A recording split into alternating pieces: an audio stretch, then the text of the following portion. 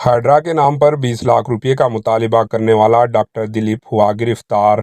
Hydra के नाम पर 20 लाख रुपए का मुतालिबा करने वाला फिजियोथेरेपी डॉक्टर दिलीप स्नेहा को पुलिस ने गिरफ्तार कर लिया। दिलीप स्नेहा ने प्रोजेक्ट के मालिक राजेंद्र से ये कहते हुए 20 लाख रुपए का मुतालिबा किया कि वो हाइड्रा से बगैर परेशानी के MCO RLLP प्रोजेक्ट को देखेंगे और वो कमिश्नर रंगानाथ से बात करेंगे। राजेंद्र ने पुलिस से शिकायत की और संगारेड्डी पुलिस ने दिलीप को गिरफ्तार कर लिया।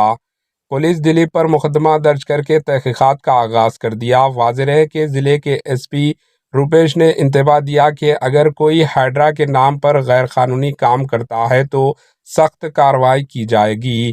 अगर ऐसे वाक़यात होते हैं तो लोगों को पुलिस को फौरी इत्तला देनी चाहिए। Bureau report HN news. हमारे HN न्यूज़ को सब्सक्राइब करिए ताकि आपको नोटिफिकेशंस आते रहे वक्त पर।